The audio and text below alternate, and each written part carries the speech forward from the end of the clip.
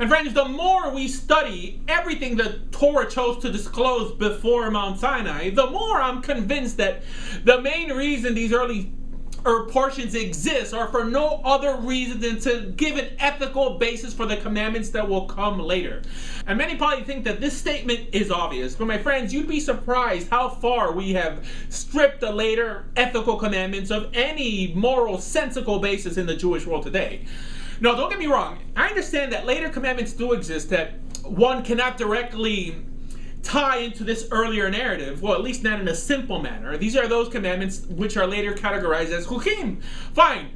These are not the ones in dispute here, not to mention that these are easily distinguishable between those commandments that affect others around you directly. And friends, the reason I'm mentioning this here in this parsha is because we're entering a point in the narrative where the confusion begins to expand. In other words, in the earlier parsha, the narrative focused on either one or two individuals losing and then finding their way. But now you have at least 13 individuals in one parak persisting in missing their ethical mark. And the number will grow a lot greater from here on, almost in some way setting the stage for what eventually takes place in Sefer Shemot with the Exodus and the receiving of the Torah. And this, my friends, lets us in on an incredible insight, and that's that ethics predated revelation, which is a notion that almost has been completely tossed out of especially the Orthodox Jewish world today.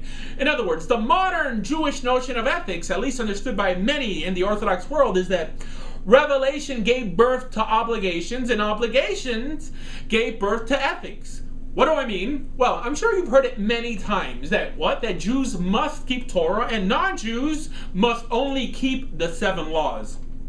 Or especially if you're someone who converted to Judaism, when you first approached your rabbi and told him that you were interested in becoming Jewish and keeping Torah, so that by doing so, obviously you could become a more ethical individual, he most likely told you, why would you want to keep Torah if you only have to keep 7 laws? Now, let's analyze what we just said.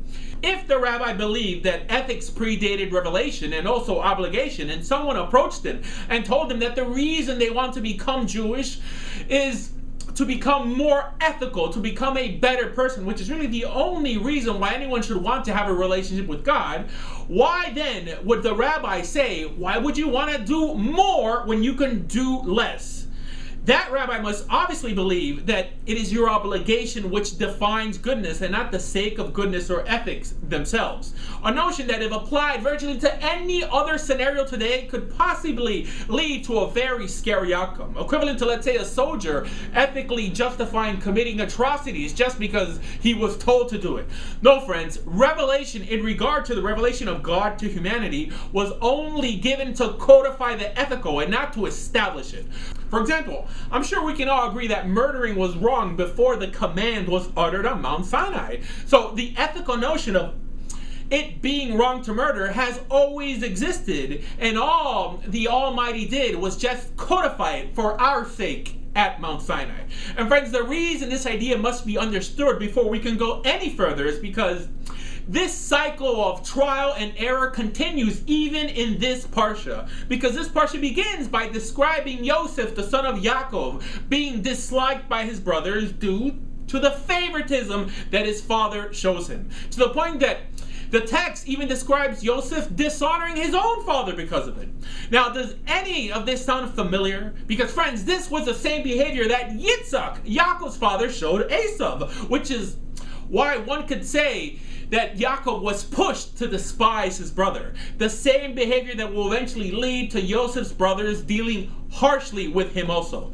Which is why our sages uttered the words, Derek Eretz Kagmala Torah, that decency predated Torah. In other words, that decency, the deciding between what's right and wrong, predated the giving of the Torah. And even in this parsha, where it continues describing on how Joseph's brothers, out of jealousy and also because of his disrespect, threw him in a cistern and then sold him to merchants. And again, my friends, we should ask the question, what was Joseph's crime? And also, what was his brother's crime if ethics did not predate or precede revelation. I mean, later in the same portion, we could also ask, what was Onan's crime? Or what was his brother's crime that the Almighty had to destroy them?